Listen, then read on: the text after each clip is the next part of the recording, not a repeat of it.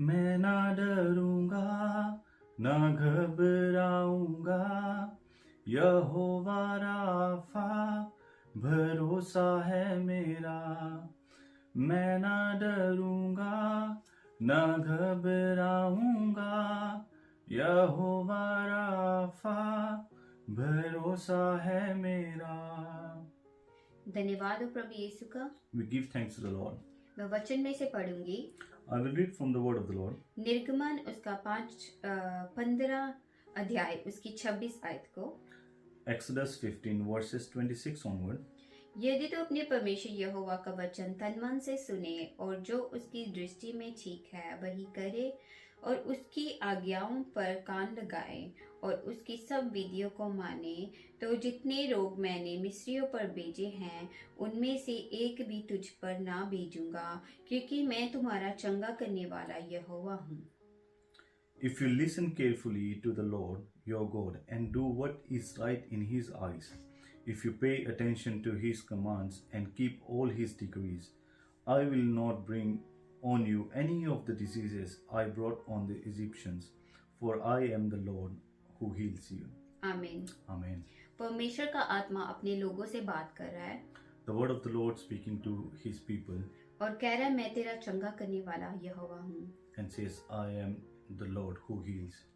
पर इसके पहले जब हमने एक लाइन को पढ़ा और लिखा उसके वचन को तन मन से माने, And we read that we have to pay attention to his commandment and keep all his decrees. परमेश्वर के वचन में लिखा हुआ है जब कभी भी प्रभु यीशु ने किसी को चंगा किया, It is written in Bible that whenever Jesus healed anyone, तो उसको कहा कि मैं तो चाहता हूँ तू चंगा हो जाए, क्या तू चाहता है कि चंगा हो?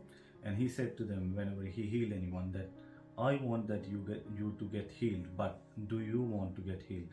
उसका ये कहना विश्वास को परखना था।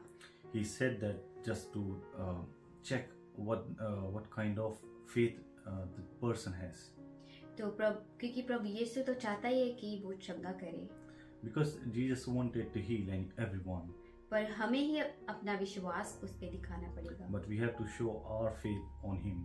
विश्वास करना आसान नहीं है। Being showing a faith, big faith, it's not very easy. एक बहुत सुनी हुई उदाहरण है। We have almost heard, everyone might have heard a very common example we hear. कि जब कभी हम कहीं जाते हैं तो हम बस में बैठ जाते हैं और इसी विश्वास के साथ बैठते हैं कि हम अपनी मंजिल पे पहुंच जाएंगे। The example is of a bus, and it says when we sit in a bus, we just sit there with a faith that we will reach our destination. तो इसी तरह का विश्वास हमें प्रभु यीशु पे दिखाना है। We have to show the same kind of faith in our Lord Jesus Christ. क्योंकि वो कहता है कि मैं तेरा चंगा करने वाला परमेश्वर हूँ। Because he says that I am your healer. तो वो हमसे पूछता है क्या तू विश्वास करता है? And he asks us, do you want to get healed? क्या तू अपनी चंगाई को लेना चाहता है? Do you want your healing? तो हमें बिल्कुल अटल विश्वास उस पे दिखाना है। So we have to show a strong faith in him, कि वो ही हमारा चंगा करने वाला परमेश्वर है। that he is our healer. अगर आप इस वचन को पढ़ें And if you read this word, तो ये वचन अपने आप हमारे अंदर विश्वास को पैदा करता है। this word itself creates a faith in our life, क्योंकि वचन में ही लिखा हुआ because it is written in the word कि वचन देहधारी हुआ that the word became flesh, और वचन के द्वारा ही सब कुछ रचा गया। and by word everything was created. और जब ये वचन हम पढ़ते हैं, And when we read this word, ये वचन हमारी जिंदगी में काम करता है this word start works in our life, और यही वचन हमारे जीवन में विश्वास को पैदा करता है। and the same word creates a faith in our life. अगर हम गलातिया 5 बाब उसकी 22 आयत को पढ़े, If we read from Galatians 5 and verses 22 onward, उसमें आत्मा के फल लिखे हुए हैं and there is written the fruit of the Spirit, और उन फल में एक विश्वास भी है। and among those fruit of Spirit, there is one fruit which is of faith. और उसकी 25 आयत में लिखा हुआ है And in verse 25, it says, यदि हम आत्मा के द्वारा जीवित हैं तो आत्मा के अनुसार चले भी। If we live in the Spirit, let us also walk in the Spirit. और अब आप देखिए कि 22 आयत में फल लिखे हुए हैं और आत्मा हमें कहता है कि इसके द्वारा चले भी। And in 22, it's written about the fruit of the Spirit, which is faith. And the Spirit, in 25th, it says we need to walk in faith. और अब फिर से हम निगमन की 26 आयत को अगर फिर से देखें तो उस परमेश्वर का आत्मा हमें कहता है। If we look again into verse 26 from Exodus, तो उसमें लिखा हुआ है मैं तेरा चंगा करने वाला परमेश्वर हूँ। it says that I am your healer. और उसके ऊपर ही लिखा हुआ है अगर तू उसके वचन को तन मन से माने। But before it also written that if you pay attention to my commandments.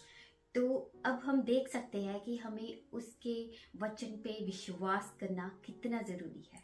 So now we see that how important is to believe and keeping our faith in the word of the Lord. बस विश्वास करें। Just make a strong decision to put your faith in Him. कि वो ही हमारा चंगा करने वाला परमेश्वर है। That He is our healer. अगर आप विश्वास में मजबूत नहीं हैं, If you are weak in faith, तो वचन को पढ़ते जाएं, हर दिन पढ़ें। keep reading and reading over and over and again. तो ये वचन अपने आप में विश्वास को पैदा करेगा। And the word itself will build a strong faith in you.